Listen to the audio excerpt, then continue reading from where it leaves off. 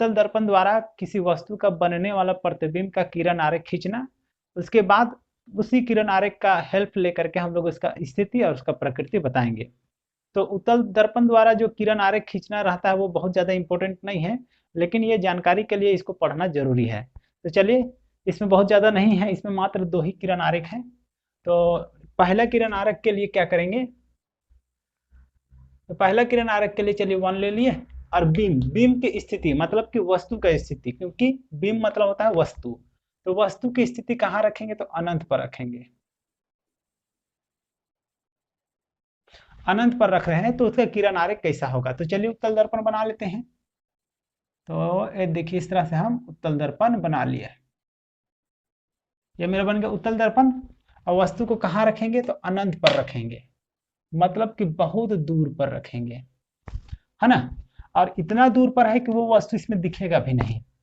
तो बहुत दूर में होने के चलते उससे आने वाले प्रकाश किरणों को हम लोग मुख्य अक्ष के समांतर मानते हैं, ये वाला अक्ष के समांतर मानते हैं। ये चीज का जानकारी मैंने आप लोग को अवतल दर्पण द्वारा किरण आरेख खींचते समय भी बताए थे। तो वस्तु कहाँ है, बहुत दूर पर है, इसके चलते वो नहीं दिखेगा। और उससे जो किरण आरेख आएगा उसको क्या करेंगे, तो मुख्य अक्ष के समांतर मानेंगे। ये इधर से आया और ये दर्पण में टकराया, इधर से भी आया होगा, नीचे से भी आया होगा कोई प्रकाश किरण, यहाँ करके टकराया।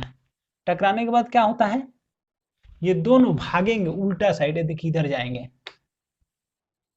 इधर भाग गया, और ये वाला इधर भाग जाएगा।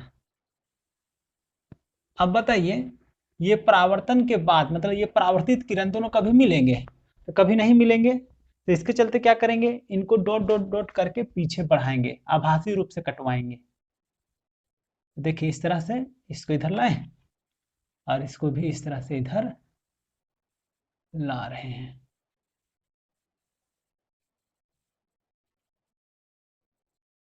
इस तरह से तो दोनों कहाँ पर मिले, एफ पर मिले। तो इसलिए वस्तु का प्रतिबिंब कहाँ पर बनेगा, वस्तु का प्रतिबिंब कहाँ पर बनेगा, तो एफ पर बनेगा। कैसा बनेगा, तो आभासी बनेगा। क्यों, क्योंकि देखिए ये जो प्रकाश किरणें है ना, वो आभासी रूप से जब पीछे बढ़ा है तब बना है, इसलिए प्रतिबिंब की स्थिति कहाँ पर है, तो एफ पर है। कैसा है प्रतिबिंब, तो आभासी है, आभासी है। और जानते ही हैं कि आभासी प्रतिबिंब क्या होता है, सीधा होता है, तो आभासी है, सीधा है।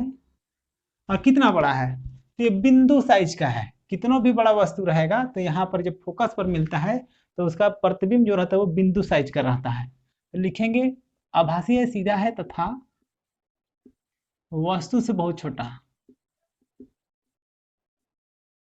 वस्तु से बहुत छोटा। ये क्लियर क्लियर हो गया। अब आइए इसका दूसरा, दूसरा में प्रतिबिंब को कहाँ, वस्तु को कहाँ रखना है, तो अनंत और अनंत और पी के बीच में रखेंगे।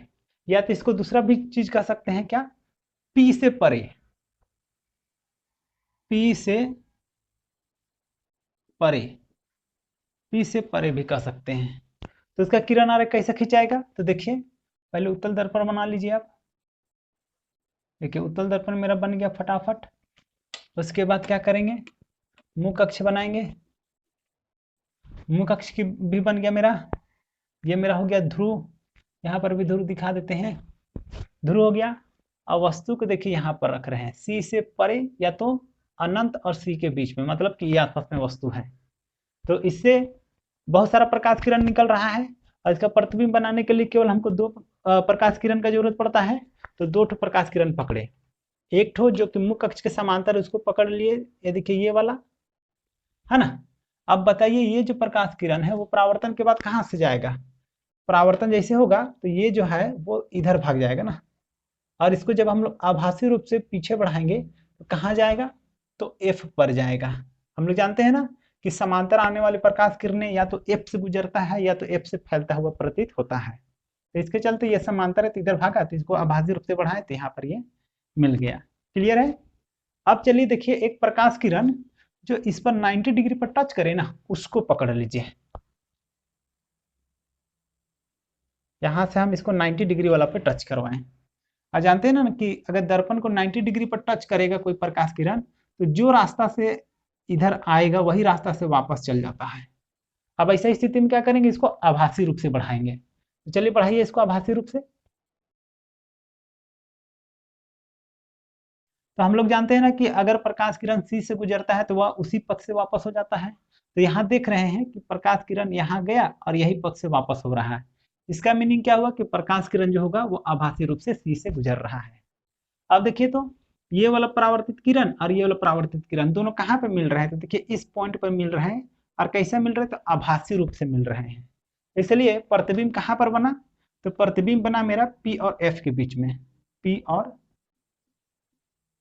एफ के बीच में,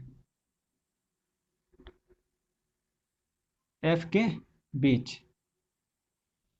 ठीक है, कैसा बना, तो देखिए तो आभासी बना, सीधा बना और वस्तु से छोटा बना।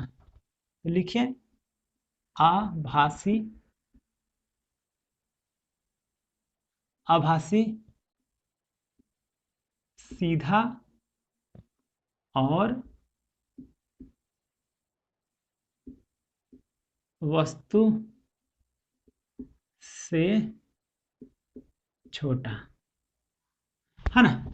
तो बस इसमें मात्र दो ही किरण आरेख खींचने के लिए हम लोग को सीखना रहता है, और ये दोनों इंपॉर्टेंट भी उतना नहीं है, लेकिन इसको जानकारी के लिए आप लोग सीख लीजिएगा, और बहुत हार्ड भी नहीं है। अब इसमें आपको क्वेश्चन पूछता है कि उस दर्पण का नाम बताइए जो वस्तु का हमेशा आभासी, सीधा और वस्तु से छोटा प्रतिबिंब बनाता है। तो इसका आंसर हो जाएगा क्या, उत्तल दर्पण, है ना।